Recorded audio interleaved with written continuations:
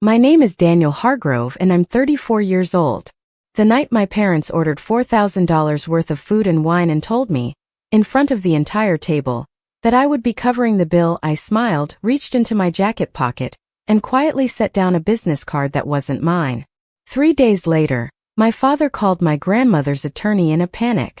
2 weeks after that, he received a certified letter that changed everything he thought he knew about the family's money.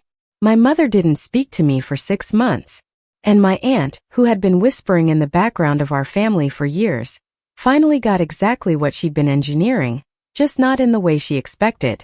Before I tell you what happened next, please hit like and subscribe if you enjoy stories like this. Tell me your city and your local time in the comments. I genuinely love reading them.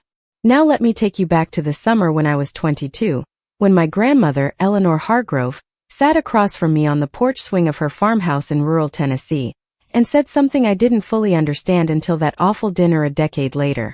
She looked out at the fields, the light golden low, the way it gets at 6 in the evening in July, and she said, "Daniel, people who want things from you will always come through the side door. Learn to recognize the knock." At 22, I thought that was just something grandmothers said. At 31, I understood it was a warning. Let me tell you a little about who I am because it matters for the story. I grew up in a middle-class family in Knoxville, Tennessee, the kind of household where you weren't poor, but you were always aware of money. My parents, Raymond and Donna Hargrove, worked hard. My father was a sales manager for a regional auto group. My mother taught 3rd grade for 27 years. We had what we needed, sometimes a little more. But there was always this quiet anxiety underneath everything. This low hum of financial worry that I absorbed without realizing it. I was the quieter of their 2 children. My younger sister, Melissa, was the social one, the one who lit up rooms, who could make my father laugh from 3 sentences in. I was the one reading in the corner. Not ignored exactly, but not the focal point either. I internalized that early on and decided the best way to matter in my family was to be competent, useful, someone they could count on. And for a long time, that's exactly what I was. I went to community college, then transferred to the University of Tennessee on a partial scholarship. I got a business degree, started working in commercial real estate at 24. By 28, I was earning more than both my parents combined, and I noticed the shift, the way my phone calls from home started coming more frequently, the way conversations began tilting toward money. Not asking. Not yet. Just circling it the way water circles a drain. My grandmother, Eleanor, was the person I was closest to in the entire family. She was my father's mother, practical, sharp-minded, and completely unbothered by what people thought of her. She had grown up during hard times, the kind that leave permanent fingerprints on how you see the world. She never wasted. She never boasted. She had a sense of humor that could dismantle a room, and she could also sit in silence with you for an hour and make it feel like something had been said. My grandmother had money, not extravagant wealth, but real, accumulated, carefully tended money. She had inherited land from her own parents, sold off parcels over the years, invested conservatively, and by the time I was in my late 20s, she owned the farmhouse free and clear, held a modest investment portfolio, and had a savings account that most people in her circle quietly speculated about. My father's sister, my Aunt Patricia, had always been interested in that money. She never said so directly. That wasn't her way. Patricia was the kind of woman who expressed everything through suggestion. A raised eyebrow, a pointed question, a casual comment dropped and then walked away from. She had married twice, spent freely, and by the time we were all adults, she was living comfortably but always seemed to feel like she deserved more. My father, Raymond, was not a greedy man by nature, but he was impressionable, and Patricia had been working on him for years. My grandmother's farmhouse was the inheritance that mattered most. Not because of its appraised value, though it had appreciated considerably, sitting on 42 acres in a county where land prices had been climbing for a decade. It mattered because of what it was. My grandmother had been born in that house. Her parents had died in it. She had learned to cook in that kitchen, had sat at that table through decades of seasons, had watched the walnut tree in the backyard grow from a sapling her father planted into something wide and ancient and immovable. She used to say the house remembered things, that it held the shape of everyone who'd ever lived there. I spent every summer of my childhood there. I knew every creak of the floorboards. I knew which drawer in the kitchen stuck. I knew that the back porch faced west so that if you sat there at dusk, you caught the last half hour of light. My grandmother and I used to do exactly that. Sit there with sweet tea, not always talking, just watching the light change over the fields. When I was 24, my grandmother told me quietly that she intended to leave the house to me. Not to my father. Not to Patricia. To me. She said she'd seen how I looked at it. She said, "You're the only one who loves it for what it is." I didn't say anything. I just nodded. And we sat there in that fading light, and something passed between us that I've never quite found the words for. I never talked about what she told me. Not to my parents, not to Melissa, not to anyone. I filed it somewhere private and let life continue. My career picked up. I moved to Nashville for work. I called my grandmother every Sunday. She'd run me through the week, what she'd read, what was blooming in the garden, what the neighbor's dog had gotten into again. Those calls were a through line in my life. A weekly reminder of something real. My father's calls were different. They had texture, the kind you notice when someone wants something but hasn't built to it yet. How's work? How's the market? Did I hear that commercial property in the county was selling at crazy prices these days? He'd laugh after questions like that, like they were casual. But I'd learned Eleanor's lesson by then. I'd learned to recognize the knock. I started paying closer attention. It began subtly, the way these things always do. My Aunt Patricia drove up to Nashville from Atlanta for a weekend visit. My parents' idea, apparently. We had dinner at my apartment. Patricia was warm and flattering in that particular way she had, asking about my work with what felt like genuine interest. She said she was so proud of what I'd built. That I was clearly the smart one in the family, which, looking back, was a strange thing to say in front of my father, who showed no reaction. Toward the end of the evening, Patricia mentioned that she'd been helping my parents think through some long-term planning. She said it casually, reaching for more wine. Just helping them understand what a complicated process estates can be. So many families get tripped up by that. I said something non-committal. She smiled the way people smile when they've already decided something. Your grandmother is getting older. It's important for the family to be aligned. I didn't sleep well that night. Over the next several months, the pressure built in small increments. My father started calling more often. He began asking, gently, carefully, whether I'd ever thought about what my grandmother's property was worth now. Whether I'd had any conversations with her about the future. Whether I thought it made sense for the whole family to sit down together and talk through options. I was always vague. I'd learned not to volunteer information. Then one Sunday my grandmother called me first, which she never did. She sounded fine, but underneath the fine there was something careful. She said that Raymond had been visiting more than usual. That Patricia had come twice last month. That they kept bringing up her will and what was fair and what the family needed. She was quiet for a moment, then she said, "I'd like you to come down next weekend. And bring nothing with you but yourself." I drove down Friday night. On the kitchen table when I arrived were 3 things. A pot of coffee, a folder, and a name on a notepad. Margaret Colley, estate attorney, Columbia, Tennessee. My grandmother explained that she'd already met with Margaret twice. That several months ago, when the family conversation started, she had quietly updated her will, established a revocable living trust around the property and her primary assets, and added specific language about what would trigger the trust protections. "I've been watching this play develop for 2 years," she told me, pouring my coffee like we were discussing weather. "Patricia thinks I'm sentimental. Your father thinks I'm tired. They're both confusing gentleness for not paying attention." She slid the folder across the table. Inside was a summary document Margaret had prepared. The farmhouse and its acreage were now held in trust. I was the named successor trustee. There were provisions that would make any contested action by other family members extremely difficult, legally and financially. She tapped the folder. "If anyone tries to redirect this after I'm gone, the trust has teeth. Margaret will tell you exactly what that means." I sat there holding the coffee mug. The window over the sink showed the walnut tree in the late afternoon light. "Grandma," I said, "you didn't have to." "I know I didn't have to," she said. "That's why I did." 2 weeks after that weekend, my parents called and proposed a family dinner. A celebration dinner, they said. Melissa was getting promoted, we should all be together. It would be the whole family. My parents, me, Melissa, Patricia's adult son, Garrett, who I'd always found slippery in the way that people are slippery when they've grown up watching manipulation work. I agreed to come. I said nothing about the weekend with my grandmother. I said nothing about the trust or Margaret Colley, or the folder on the kitchen table. That should have been enough warning that something was planned. It wasn't just a family dinner.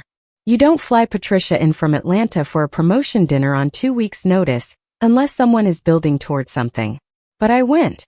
And I was calm. Because I had already learned from my grandmother that the best time to be calm is when the people around you have convinced themselves they hold all the cards. The restaurant was a steakhouse in downtown Nashville, upscale, the kind of place with menus that have no prices on the guest copies. Private dining room, low lighting, the whole performance. My father had made the reservation. He told me it was casual. Nothing about the evening was casual. The wine came before anyone sat down. Patricia was already there, already laughing, already had her hand on the waiter's arm asking about the specialty tasting menu. Garrett sat at the corner of the table and said very little, which I had learned over the years meant he was watching.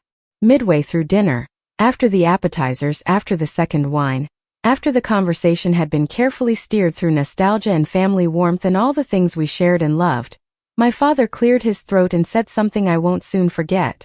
He said that with Grandma getting older, the family had been doing a lot of thinking. He said that the farm had become very valuable, and that there was an opportunity here. A developer had already made informal inquiries through Patricia's contact, and that if the family moved together on this, everyone could come out ahead. That it made more sense for the proceeds to be shared equally among the children and grandchildren, rather than concentrated in a single heir. He looked at me when he said single heir.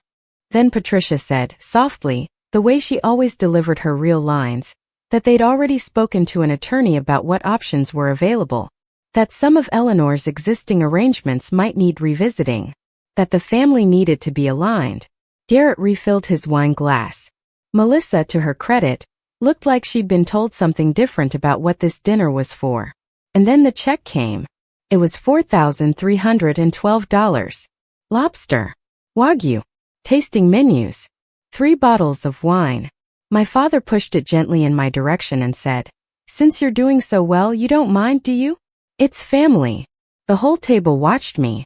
I reached into my jacket, set Margaret Colley's business card on top of the check, slid it back.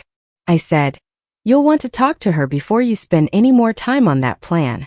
Then I said goodnight to Melissa, who looked stricken in a way that told me she hadn't known, and I drove home. I called Margaret on Monday morning. She was already aware. My grandmother had called her Sunday. She was calm the way attorneys are calm when they've anticipated the opposition, which is to say she wasn't calm at all inside, just organized about it. She had already prepared a summary document outlining the trust structure, the legal standing of any challenge, and the financial exposure that a failed contest would trigger. She sent a certified letter to my father's attorney the following week. The letter explained that the revocable trust had been finalized 18 months prior, that all real property and primary financial assets had been transferred accordingly, that any legal challenge would be subject to a no-contest clause, meaning any party who contested and lost would be automatically disinherited from any remaining estate provisions they were currently named in. My Aunt Patricia had been named in my grandmother's will for a small bequest, a specific piece of jewelry and a modest sum. Nothing compared to what she had been positioning to receive. The no-contest clause meant that if she challenged the trust and lost, she got nothing at all. My father received a separate letter explaining his situation. The fallout was quieter than I expected, which I think is what my grandmother always intended. Patricia did not contest the trust. Her attorney apparently advised her it was unwinnable and the risk too high. She called my father several times during this period. I learned this from Melissa, and those calls were not gentle. But there was nothing to be done. The trust had been in place for 18 months. My grandmother had been of clear and legally documented sound mind when she executed it. Margaret had been meticulous. My father called me 3 weeks after the certified letters were sent. He didn't apologize, not directly. He said that he hoped I understood they were only trying to think about the whole family, that they hadn't meant anything by the dinner, that the attorney was Patricia's idea. I let him say all of it. Then I said that I understood, and that I loved him, and that if he ever wanted to come down and sit on the porch of the farmhouse and have some sweet tea, the door was open. He was quiet for a long time. Then he said, "Your grandmother built something in you I don't always know how to talk to." I thought that was probably the most honest thing he'd said to me in years. My grandmother passed away 14 months later. It was peaceful. She was in her own house, which was what she'd wanted. I was there. Melissa was there. My father was there, and whatever had happened between us had softened by then. Not healed entirely, but softened in the way that grief softens things, that winter softens into something that isn't quite spring yet but is moving toward it. I handled the estate with Margaret. There were no challenges. The trust executed cleanly. The farmhouse and acreage transferred to my name within 60 days. My grandmother's small bequests went to the people she'd named, Patricia included, who accepted hers and said nothing. I still live in Nashville, but I drive down to the farmhouse most weekends now. Sometimes I stay the week. I've been doing work on it slowly, nothing that changes its character, just tending what needs tending. The walnut tree is enormous. The porch still faces west. The light still does that thing at 6 in the evening in July. I paid for the lobster dinner eventually, in a manner of speaking. It was the last thing I gave that family dynamic, the version of me who would absorb whatever was handed to him and say nothing. I left that person at the table with the bill. I don't miss him. Here's what I've come to understand from all of it. My grandmother didn't protect the house because it was valuable. She protected it because it was true.